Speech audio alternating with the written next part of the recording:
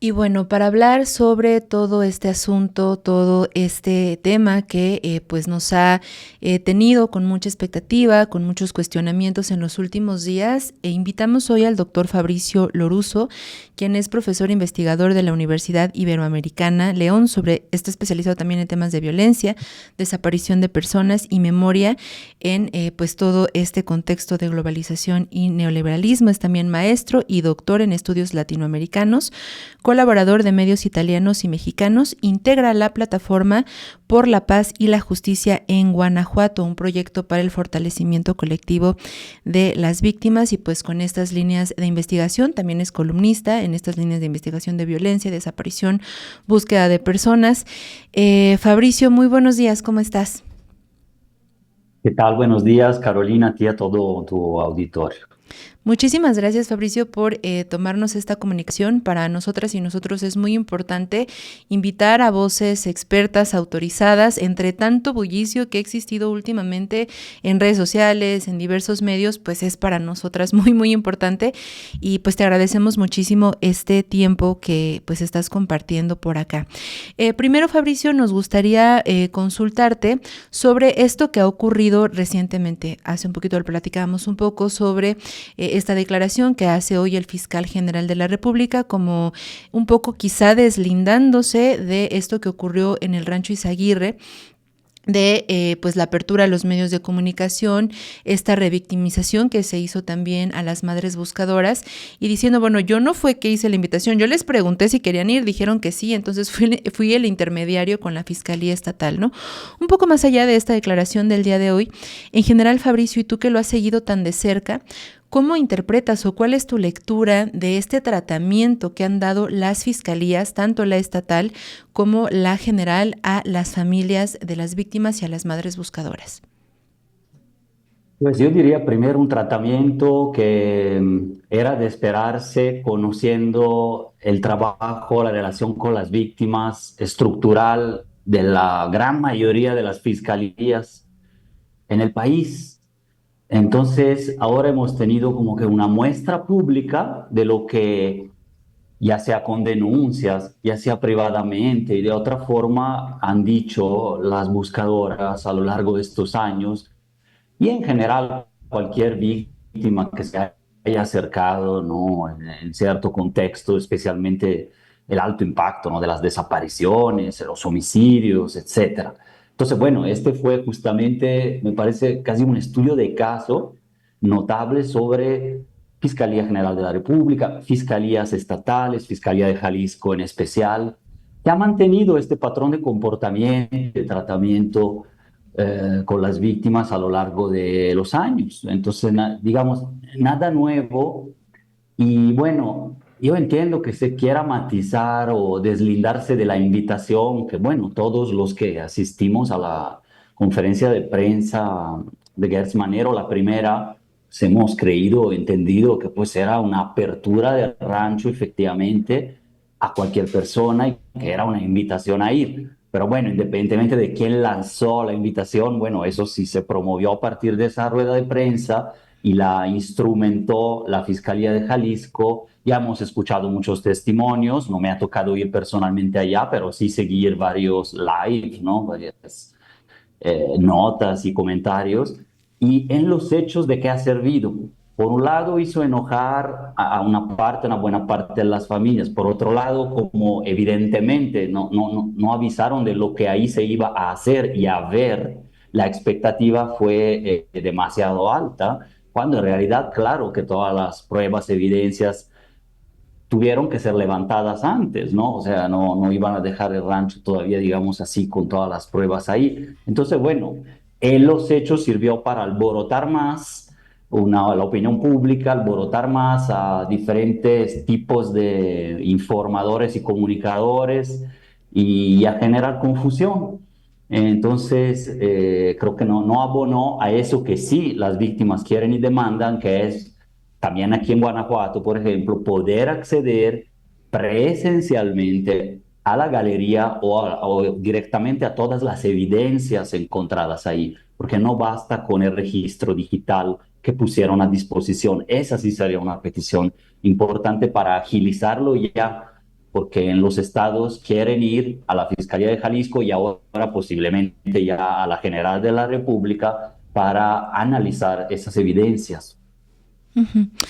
Doctor Fabricio, también queremos preguntarte un poco, alejándonos en esta cuestión específica hoy de Gertz Manero, sobre este balance que tú has compartido tanto en Zonadocs como en tu videocolumna, sobre las propuestas que ha anunciado la presidenta Claudia Sheinbaum en materia de desaparición y que ayer fueron explicadas muy a detalle por Ernestina Godoy, porque pones también el ojo, digamos, en que hay alguna de estas propuestas que incluso pues un poco ya se buscaba implementar antes y que pues no se ha efectuado como tal, es decir, como que algunas de estas ideas ya estaban también desde el sexenio de Andrés Manuel López Obrador, para pensar, ¿no? Y que nos compartas también qué sería lo que faltaría para, pues digamos, un efecto real. Y pues en general, ¿no? El balance que tendrías tú sobre estas propuestas que buscan hoy modificar la Constitución en materia de desapariciones. Sí, claro, me dediqué a tratar de resumir, escribir del tema también para fines de investigación, también para entender exactamente qué se estaba planteando y hasta que no veamos, en primer punto, algo escrito, solamente hay algo en digamos, en el diario oficial de la Federación acerca del reforzamiento de la Comisión Nacional de Búsqueda, algo muy genérico, un decreto de la semana pasada, pero todavía no hemos podido ver o analizar todos los otros decretos y los cambios legales, ¿no? Planteados. Hay un primer anuncio de la presidenta Claudia Sheinbaum, un resumen todavía bastante genérico, luego ya viene el otro resumen más detallado en que se empieza a entender el cuadro general de estas reformas que lo hace Ernestina Godoy. Y bueno, el balance que yo he dado de la primera versión y también de lo que se anunció ya recién, con los cambios más a detalle, es un balance híbrido.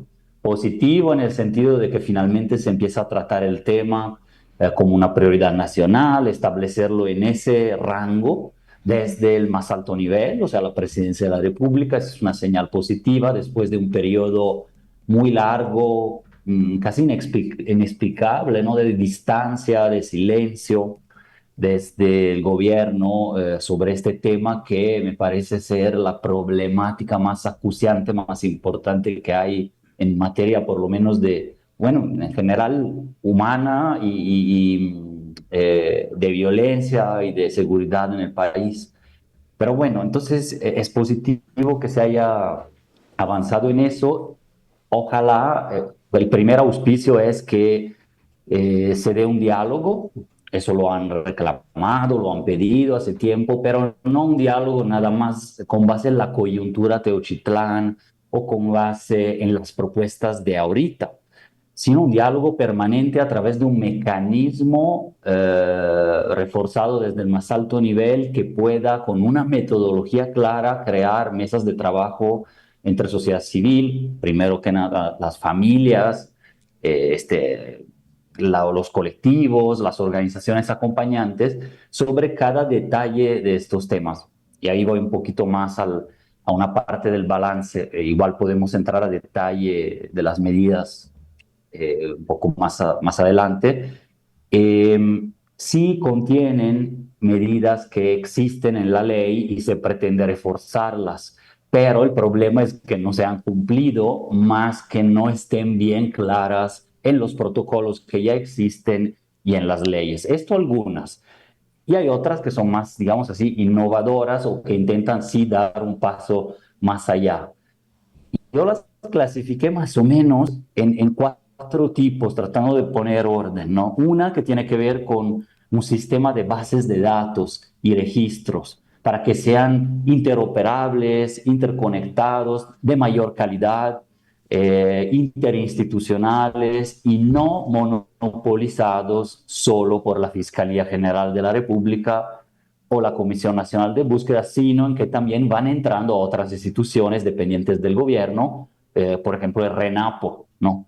Entonces, registros, bases de datos. Dos, instituciones tratando de reforzar la CEAV, la Comisión de Víctimas, que hasta la fecha, la verdad, ha sido una gran ausente, no se encarga de la reparación del daño prácticamente nunca, de los temas de memoria, no repetición, y también siempre ha estado con pocos fondos para la atención a las víctimas, su protección. Y ha carecido de un sistema ciudadano que la controle, del sistema de hecho de atención a víctimas a nivel nacional prácticamente no se reúne, en fin, y reforzar la Comisión Nacional. Luego viene un punto 3, que sería reforzar penas y sanciones. O sea, penas en tema de desaparición forzada, desaparición cometida por particulares. Ahí se había hablado, bueno, Claudia Sheinbaum, ahora ya no en estos términos, de homologar, pero no se entendía bien qué exactamente, el delito de secuestro a el de desaparición. Quizás con las penas, puede ser, es decir, las sanciones penales consecuentes, pero ojalá no se trate de homologar como tal los protocolos de investigación, porque sí son distintos y deberían de funcionar de una manera u otra en caso de secuestro. Hay ahí un terreno común, ¿no? Hay un punto común. Muchas veces, muchas desapariciones al final son tipificadas con el delito de secuestro, entonces se pueden usar los dos protocolos, pero bueno, ese es otro punto. Y finalmente, cambiar algunas reglas y protocolos, por ejemplo, el tema de las 72 horas. Hay varias cosas más, ¿no? Igual podemos ahondar, pero ese tema de las 72 horas a veces no se comprende muy bien. Para la búsqueda de una persona no hay que esperar. Y si algunos estados esperan, incluso en buscar, los ministerios públicos y las comisiones de búsqueda, es que ya están cometiendo un ilícito. Eso ya está en la ley. Ahora parece que va a empezar así. Cada denuncia al Ministerio Público va a implicar abrir inmediatamente carpeta de investigación, o sea, no solo buscar a la persona, sino también investigar, o sea, empezar con una carpeta. Eso puede ser un avance en el sentido de que el Ministerio Público tiene más recursos y poderes para buscar e investigar al mismo tiempo desde la hora cero, desde el primer momento que llega el reporte. Por otro lado, eso implica también reformar las fiscalías y reforzarlas, pero de manera radical, porque implicará un aumento de las carpetas abiertas, un aumento de las tareas del Ministerio Público en coordinación con las comisiones de búsqueda y, por ejemplo, en Guanajuato y en otros estados ya están no solo poco capacitados o novatos en algunos casos, atendiendo casos tan graves, pero también están saturados. Es decir, hay muchísimas carpetas por MP en todo este tipo de delitos. Ok. Y justamente sobre, tú hiciste hincapié en este texto también, sobre en el planteamiento del Centro Nacional de Identificación Humana y que las instalaciones fueron desmanteladas antes de nacer. ¿Esto nos puedes explicar un poquito más? Sí, la presidenta anunció que entre el reforzamiento de la Comisión Nacional de Búsqueda en capacidades tecnológicas y de contexto, que también queda de ver el análisis de contexto a nivel estatal y federal, y que bueno, ojalá se integren equipos de verdaderas personas investigadoras en campo, en gabinete, en oficina, etcétera, para eso.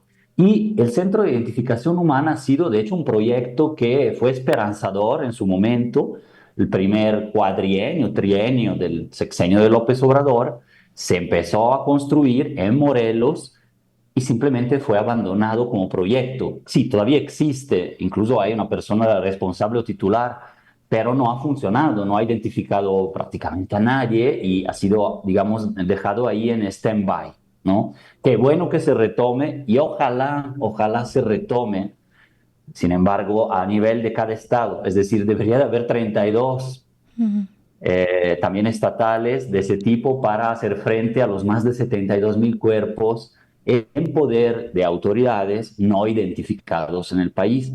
El centro de Coahuila, por ejemplo, de identificación humana, ha sido un caso relativamente de éxito, ¿no? Sobre el cual se puede volver a construir. Qué interesante que ahora se retome, pero ojalá no quede otra vez, digamos así, a medias. Mm, Hay otro tema que, que fue mencionado mucho, el Banco Nacional de Datos Forenses. Desde el 18, la Fiscalía General tenía el deber, la atribución, la obligación de hacerlo, ¿no? ¿Qué es? Para entender lo que es, ¿no? Es un banco gracias al cual cualquier perfil genético de una persona en México, persona desaparecida, familiar, papá, mamá de personas desaparecidas, puede ser cotejado a nivel nacional, interoperable, ¿no? En ese Banco Nacional de Datos Forenses, pero va más allá, también contiene datos de reportes antemortem, postmortem, entonces todas las características físicas y los cuestionarios que se llenan, que llenan los familiares, etcétera, de todas las personas, tanto las desaparecidas como quienes las buscan para ver y también de los cuerpos no identificados. En fin, es una gran base de datos genética, pero que va más allá de la genética. No lo implementó. O sea, a la fecha no está realmente funcionando, a pesar de que una buscadora de Celaya, Olimpia Montoya, ganó un amparo y con ese amparo se obligó a la Fiscalía desde el Poder Judicial, pero solo una parte de este banco está realmente funcionando. Qué bueno que me parece bien que también Ernestina Godoy hizo hincapié en que las fiscalías prácticamente se entiende que es ahí donde no cooperan, no suben los datos, no registran tampoco las personas desaparecidas, ¿no? El registro de personas desaparecidas, el mayor problema que tiene es que las fiscalías no capturan ni individual ni masivamente, es decir, por carga de muchos datos a la vez, todos los datos correctamente, se repiten, están mal registrados. Entonces, ese Banco Nacional ya existía, debería de existir. Se quiere reforzar, pero juntándolo en un sistema nacional de alertas, búsqueda y registros y localización de personas, que sería ese sistema nacional que manejaría el RENAPO. Entonces, es una gran apuesta. Hay que ver si con esta parte de las bases de datos ahora sí se logra. Y dentro de esa base también se va a meter todos los datos biométricos y demográficos que se van a crear con la nueva CURP. Es un proyecto desde hace 35 años que existe la CURP como tarjeta o identificación oficial, pero que no ha sido implementado como tal. Ahora, una CURP de ese tipo, funcional, todo digitalizado, que pudiera interactuar de manera en tiempo real con este Sistema Nacional de Alertas, Búsquedas y Localizaciones, con el Banco Nacional de Datos Forenses y con todo lo que tiene de información la administración pública, No, ya no lo vemos. Ah, ¿ya no te escuchamos? Fabricio, ¿nos escuchas? pues Ay, suena un poco utópico y dice escucho, pero creo que se bloqueó. ¿Ahora me escuchan? sí te escuchamos, pero ya no te ¿Me vemos. escuchan? Te escuchamos, pero ya no te vemos. Creo que ya. Ok. Ahí Sí, quité estamos. la cámara para... Sí, quité un poco, en dado caso quito la cámara, pero bueno, la apuesta es crear esas mega bases de datos que interactúen entre sí y que puedan apoyar en la localización. Eso es trabajar con bases de datos. Es una manera de buscar, pero no es la única, ¿no? Sabemos que gran parte también se desarrolla en búsqueda en campo, que habría que reforzarla. Y bueno, yo creo que todo esto tiene que bajar, no sé si basta con imponer mayores sanciones a servidores públicos que no cumplen, porque el gran cuello de botella son fiscalías, a veces hasta las comisiones de búsqueda, y no sé si solo con sanciones mayores eso va a funcionar, sin una reforma profunda de fiscalías e incluso de policías. Policías Ujú. me refiero, policía ministerial y policías preventivas de todo el país. Eso como que quedó a deber, hubo una implementación de reforma judicial que está empezando, pero sin esa otra parte yo creo que es muy, muy crítico poder hablar del éxito o no de eventuales reformas que manejan bases de datos de otra manera como se trata de hacer, incluso aumentar las penas y todo eso. A veces puede ser contraproducente. Cuidado, hay que tener el equilibrio entre penas por desaparición y secuestro y penas, sanciones por homicidio, feminicidio, ¿no? Para que haya un equilibrio entre estas, lo han señalado varios expertos, expertas también en eso, porque para que no haya esa situación de que la pena por homicidio sea menor, ¿no? En ese sentido. Se va a dividir también el registro nacional entre un registro nacional con las carpetas, bueno, con los datos que insertan las fiscalías, que dejan que desear y ojalá se sigan mejorando porque a la fecha no es así, y los datos de registro nacional que inserten las comisiones de búsquedas y los ciudadanos. Puede abonar a cierta claridad. No, no es algo que no existiera, o sea, el registro te da posibilidad de entender si lo cargó una fiscalía o no, pero creo que puede servir eh, y hay que ver si eso no es simplemente para tratar de bajar las cifras, que puede ser un riesgo, sino que al final sepamos el conjunto global de cuántas personas desaparecidas hay registradas, ya sea por una comisión de búsqueda. Sabemos que mucha gente no denuncia a la fiscalía, entonces va a la comisión de búsqueda o denuncia de manera personal en la plataforma. Entonces, sigue siendo una persona desaparecida que debe de ser buscada. Entonces, queremos saber eso desde el registro. Y sobre todo, la calidad de información de registro son también las fiscalías, en su mayoría las responsables del desaseo. Entonces, eh, ese registro es un instrumento de búsqueda más que las cifras como tal que impactan, pero no conocemos la naturaleza de todas las 126,000 casi personas desaparecidas que están ahí. Pero al tener sus datos bien y comparados con otras bases de datos, esa es una manera de buscar que puede servir, puede ser útil, ¿no? Pero pues hasta llegar ahí yo creo que el tramo es largo y sí, estos detallitos sí hay que dialogarlos más para que se legitimen reformas. Eso en cualquier política pública, ¿no? Que se legitimen, que funcionen mejor y que se aterricen de una manera más útil para la propia sociedad y las familias buscadoras, sí hay que dialogarlo mucho con ellas. Más allá ahorita de las propuestas y la coyuntura, como decía al inicio, de manera más permanente. En fin, todo esto se inserta en un cuadro de impunidad muy alta de las desapariciones, ¿no? Bajo cualquier delito que sean investigadas, la impunidad es alta, como en estos delitos de alto impacto y en violaciones graves que son a derechos humanos. Ahí está el nudo también. Las fiscalías han sido parte de un circuito de impunidad también, como varias fuerzas armadas del país, ¿no? De los militares para abajo y sobre todo el eslabón más débil o cooptado o funcional al crimen organizado, que es el eslabón municipal, ¿no? Entonces, bueno, ahí yo creo que es otro foco que no se puede ignorar. Ahorita que hay la coyuntura, pero sí hay que avanzar, yo creo que en todo lo demás. Claro.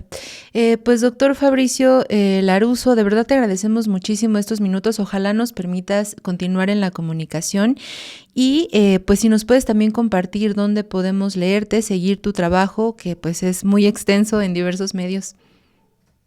Claro, muchísimas gracias. Aquí a disposición, porque de verdad son muchos, muchos detalles Sí. y a veces el debate se enrarece, como se dice, y no se entiende exactamente de qué se está hablando. Cómplice también, a veces una comunicación un poco críptica, podríamos decir así, de las mismas fiscalías o las autoridades en general al hablar de estos temas. Pero bueno, me pueden buscar en mi canal de YouTube, el Trotamundos Político, la columna semanal también en el canal de Jesús Escobar, el Sin embargo, y otros medios, digamos así, de varias regiones, Zonadox, Poplab, La Verdad Juárez, entre otros que republica la columna. Ok, pues doctor, muchísimas gracias por esta comunicación. Si nos permites, pues seguiremos en contacto. Muchísimas gracias. Gracias, gracias a ti, un abrazo. Un abrazo, buen día. Mantente informada e informado con las noticias más relevantes del día en La Noticiera. Ya lo sabes, de lunes a viernes a las 11 de la mañana.